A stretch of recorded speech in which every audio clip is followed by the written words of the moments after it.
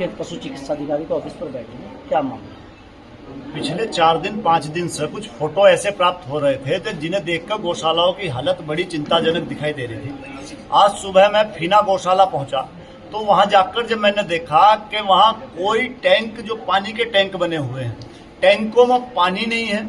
और जब वहां जो समिति है जो संचालन कर रही है उसका उनसे बात की गई तो उनका कहना था जी ये लीकेज हो रही है तो इनमें पानी नहीं भरा जा सकता।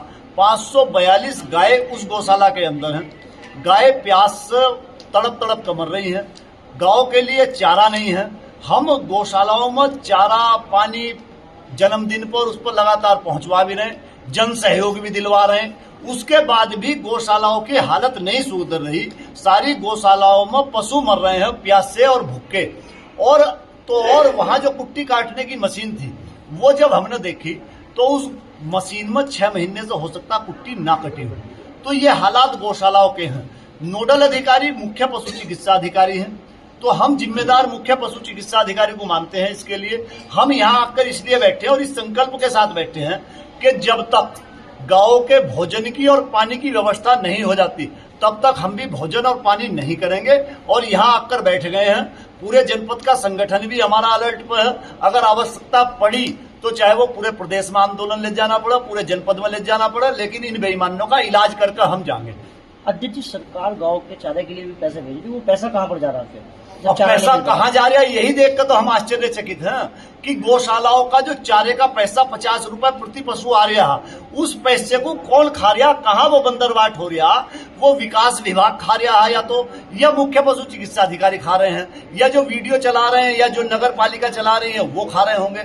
नगर पालिकाओं की गौशालाओं की हालत फिर भी ठीक है, लेकिन ग्रामीण क्षेत्रों में जो गौशालाएं हैं जहां लोग नहीं जाते, नगर पालिकाओं में चूंकि मीडिया जाती रहती है और लोग भी ध्यान रखते हैं, तो यहाँ गौशालाओं की हालत ठीक है। लेकिन जो जंगलों में बनी हुई इंटीरियर में गौशाला है तो वो तो कत्ल खाने बने हुए हैं। वहां गांव का कत्ल करने का काम इन अधिकारियों के द्वारा किया जा रहा है। वहाँ गौशालाएं नहीं है, वो कत्ल खाने हैं, वहाँ गाँव को मारा जा रहा है। अब तक गौशाला में कितनी मौतें गाँव की हो चुकी है? अब अनगिनत है, संख्या तो हमारे पास नहीं है। अब कितनी मरती हैं, जब मरती हैं तो गौशालाओं में दबा दी जाती हैं। गौशालाओं के आसपास जो जेसीबी ले जाकर खुदवा कर देख लो, वहां न कितने कंकाल मिलेंगे आपको पता चल जाए।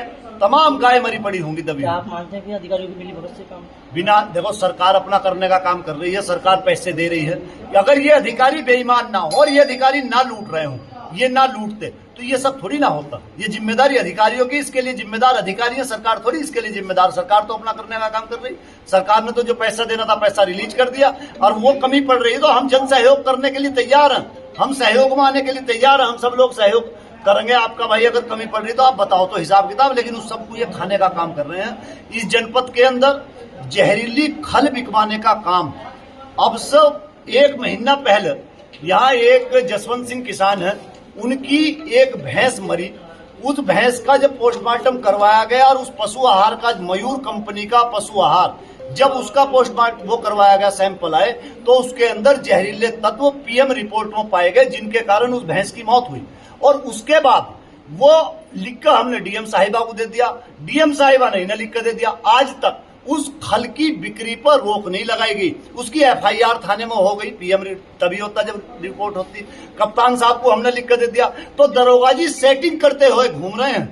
दरोगा जी ये सेटिंग करते घूम रहे हैं कि किस तरह से पशु आहार कंपनी से और पशु आहार बेचने वाले लोगों से पैसे मिले। इस चक्कर में नहीं है कि कैसे जनपद के पशुओं को बचाया जाए। वो तो एक भैंस का तो हमने नमूने के तौर पर करवा लिया, हमें पता लग गया जागरूक। ना जाने कितने जानवर उस पशु आहार को खाने के बाद मर रहे होंगे जिसके अंदर जहर था।